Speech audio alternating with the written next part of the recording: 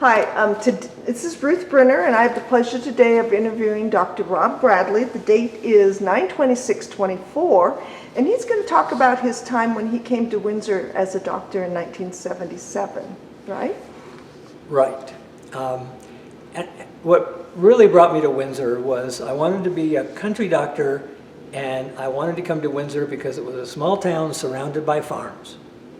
How did I get to that point? Well, I graduated from medical school in 1972, did a rotating internship back in New York State, went into the Indian Health Service at the end of the Vietnam War as a military volunteer.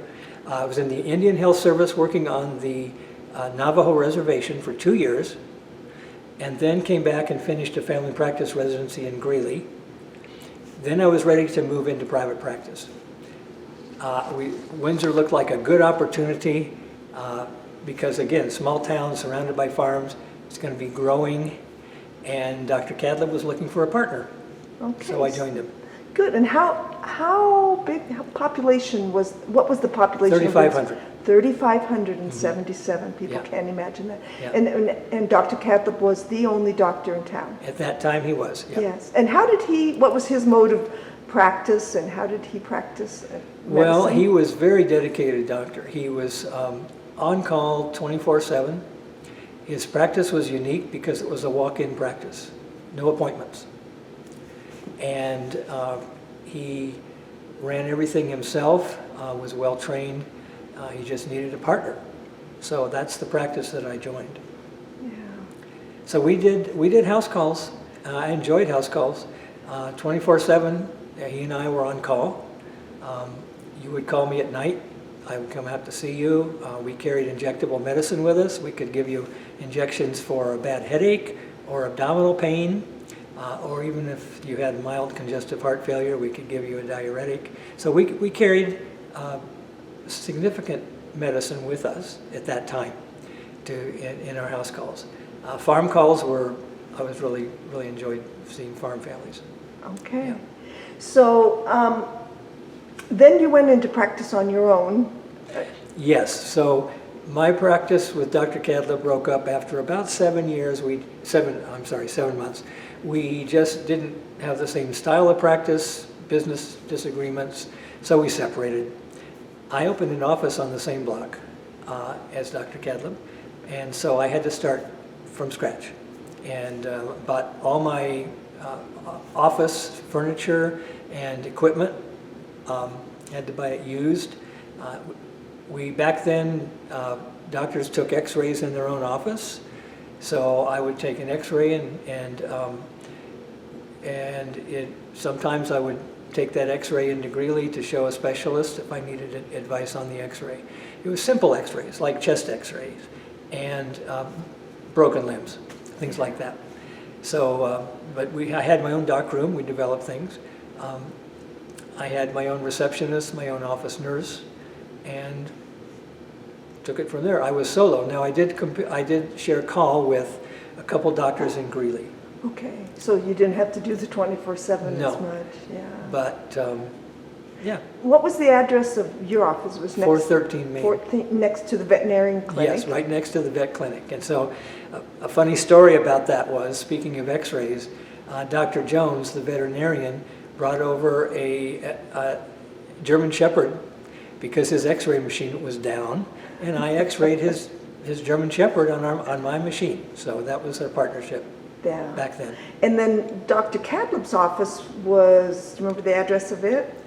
It was in the 400 block. It was just a few It's doors where down. Spokes Bike Shop is now. Yeah, right. Yeah. Yeah. So, all right. And then you practiced, what changes have you seen in the way family physicians and doctors were? I mean, you could set bones. I know Dr. Kadlub did an x-ray and set my son's bone right there in his office when he was his first grade. And were you able to do things that they now send you off to specialists for? Yes, yes. My career spanned 40 years in Windsor, so I saw a lot of changes. Yeah. Back then, we were trained to set broken bones, repair lacerations, deliver babies. I delivered quite a few babies from women in Windsor. And we did all that, and it was fun. It was really, I call it the glory days of family medicine, because we were, we had a lot of responsibility. We had our own hospital practice, so we took care of our own patients in the hospital. Wow. Mm-hmm. So my schedule was to make hospital rounds at 6:30 in the morning, and office started at 8:30. So that was the schedule. So we had quite a bit of responsibility, and it was just a lot of fun practicing. Over the years, as more and more specialists came in and technology came in, we just basically gave up a certain amount of privileges and care that specialists would take over. And so today, you don't see house calls anymore. I brought my bag just to show you what I would show up at your house with my bag. This was not the bag that I used. This is a bag I think may have been from Dr. Sabin. And you might need to hold it up a little higher. I moved my camera. Go ahead. Right, but I'm just going to show you. I'd show up at your house with a bag like this, or mine was bigger. But I want to show you some of the primitive medicine that we practiced back in the 70s. Primitive. This was used to puncture earlobes, for Piercing? piercing ears. Sorry, yeah, it was my ear piercing instrument. Actually, it belonged to Dr. Kadlub. I thought it was pretty crude, but it worked. So that was ear piercing, and then I wanted to show you. I took care of Dr. Sabin until he expired. He was in the nursing home for the last few years of his life, and Dr. Sabin left me whatever was left from his practice. And part of this is a bunch of old medicine. I mean, I have so many bottles like this that he would have, and he, back in that day, the doctors were the pharmacists. I mean, they carried just about any common medicine that you now have to go to the pharmacy for. So I just brought those to show you, and I also brought a can of ether. Back then, surgery was done with ether, and doctors like Dr. Kadlub would probably, when he was setting a bone, could, maybe have some person, use this to help them relax. You want to open and show us? Oh, it comes in a box or what? Yeah. Yeah, no, that's just, it's not the way you give it, but that's the way it was supplied. So I have a number of nice memorabilia and old medicines that Dr. Sabin used quite a bit. We didn't with Dr. Kadlub so much, but back in Dr. Sabin's day, they were the local pharmacist. I know, and we're doing the interview, I should probably mention, here at the Windsor Depot Museum, and behind us is a picture of Dr. Sabin, and maybe a glare, but what do you remember about him when you cared for him? He died in 1990, it says. Dr. Sabin, it was sad because he had he had a lot of pain. He had a peripheral vascular disease, which caused a lot of pain. He couldn't walk, but he was sharp as ever. Never lost any of his cognition, and up until the end. Up until the end. Yeah. And his office was on Main Street in his home, or also at the hospital, or what do you remember about that? We did have a hospital in town back in the day, and I don't know exactly where he practiced. Okay. Yeah. Yeah, and who was Mildred Sabin? People often hear about Mildred. Mildred was his sister, and she outlived him, was a member of the United Methodist Church in town where Marilyn and I are members still. Yeah. And so, Dr. Sabin, did he give you any sage advice as a new doctor in town, or did he? No, not so much. I mean, he was pretty disabled By that time. when I saw him. Yeah. So, of the changes you've seen in doctoring and hospital care and care of patients, what would you say has been an advancement, and what would you say you would miss as a doctor in your Mhm. 40 years of practice. Yeah.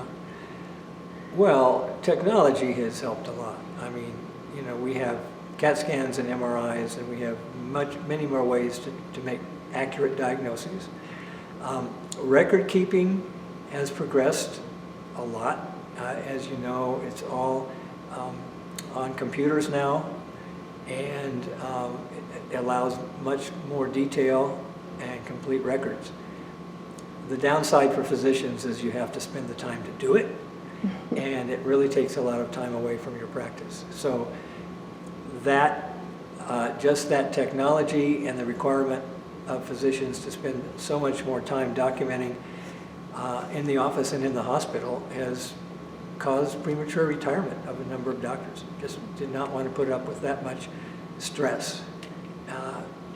We just wanted to be doctors and see patients, but our medical records back then, they were pretty basic. You had to read a doctor's handwriting, which wasn't the easiest thing to do. I think I have some right here. Yeah, so it's true, they would do that, but in private practice, as far as payment, I think office calls back then were maybe $25. wow. Yeah, $25. And we would accept payment from patients in terms of, one time I had a patient who just gave me a cord of firewood. So we would accept trade and discounts, and we could manage our own office that way. But as time goes on, and I mean, I've progressed over 40 years. I've gone from my solo practice to partnership, and increasing the number of partners. And by the time I retired, I was in my 6th medical office. Wow. Yeah. So and I retired from a corporation, UC Health, that when you are owned by a corporation, you don't have the freedom to share your practice with your patients. You can't share a cord of wood or a couple dozen eggs for an office visit. That doesn't work. Yeah. So as the way medicine has progressed, we've lost house calls. Specialists are now, well, when I was in training in Greeley, in my residency, the residents were the ER doctors. We were the ER physicians. Not anymore. We have quality residency trained ER physicians now. So the quality of care is overall better in that respect, but I think a lot of the personal attention and personal care has been lost. And we all know we have people who are just so frustrated with having to go through the system of referrals and fighting insurance, and yeah, it's a big change.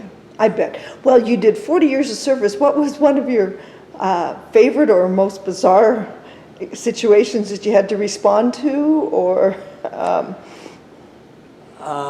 Yeah, that's a good question.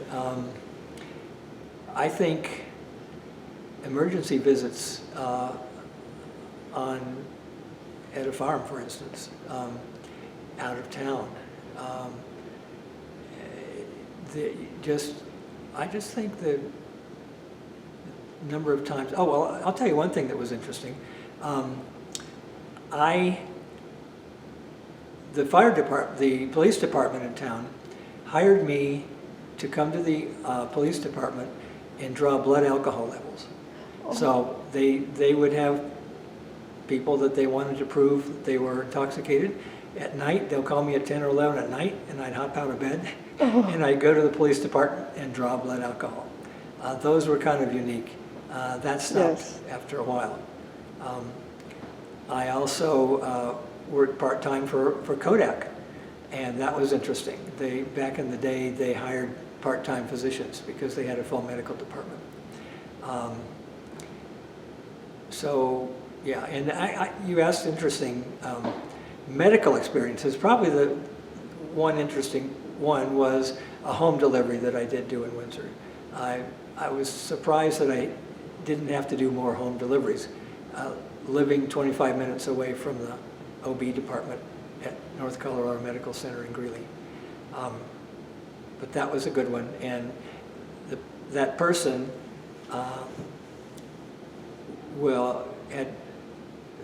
had plenty of children at that time, and I called the local medics, the PAs from town, and the ambulance crew would come out, and they were younger men, and they were really excited that they got to be part of a home delivery and help with the baby. So, home delivery. Home delivery, that would, yes, people would imagine that. Yeah. In 1977, we did not have a formal EMT or fire department. It was all volunteers. So how did that affect did you get calls that would have never normally gone to EMTs, or? Probably, I wouldn't know. You would know, Yeah. Yeah. So, all right. Let's talk about you as a kid. What made you want to be a doctor? Or where did you grow up, and your little backstory for that, Rob? Yeah. I thought I might want to be a doctor when I was in 6th grade. Okay. So I kept that in my mind, ever since. I knew I wanted to be in a service profession. I actually thought about being a preacher, or but I decided I didn't want to give sermons, so I left that out. But I had read about doctors who had done missionary work, and that inspired me. So I kept that in my mind all the way through college, and all the way through college, majored in biology, and decided I didn't want to work in a research lab. That wasn't me. I'm all about people. The thing I like about family medicine is that I relate to people. And the other thing is that variety is the spice of life. That's me. So family medicine, because of the variety. When I went to medical school, I thought I might want to be a pediatrician, because I love kids. But after I saw pediatricians, the limited practice that they're able to give versus taking care of everybody from birth to death, all ages, so much more variety in family medicine. So that's what I really enjoyed. Another part of my career was short-term medical mission trips. I knew that, yes. Yeah. And my wife, Marilyn, is an RN, and we would go on medical mission trips sponsored by the Methodist Church. And we did 3 trips to Central Africa, Democratic Republic of Congo. Love African people, just really enjoyed them. But we were also, I would say we were on three-week medical mission trips to a number of countries around the world, and just love that part of the practice. Okay. So that's sort of what got me into medicine, and kept me going. So you grew up with a heart for service. Where were you born and grew up? What was? I was born in Upper Arlington, Ohio, which is a suburb of Columbus. Okay. Yeah. And you can tell us how old you are. You don't have to say your date of birth. Presently. Well, I'll be 78 in 2 months. In 2 months? Okay. Yeah. So, but yeah, Upper Arlington, Ohio, which was football country. Ohio State, okay? And the stadium was only a couple miles from my house, so that's how close we were. And I still remember the biggest disappointment in my life was not making the 8th grade football team. We had tryouts, and I didn't make it. So football was the life, for kids growing up in Ohio. Yeah. Well, you've been a wonderful member of Windsor's community and given so much. Is there anything else that you would like to talk about or tell us about as far as life as a doctor, or things that people who listen to this may not realize? Well, life as a doctor, you commit your life to serving others.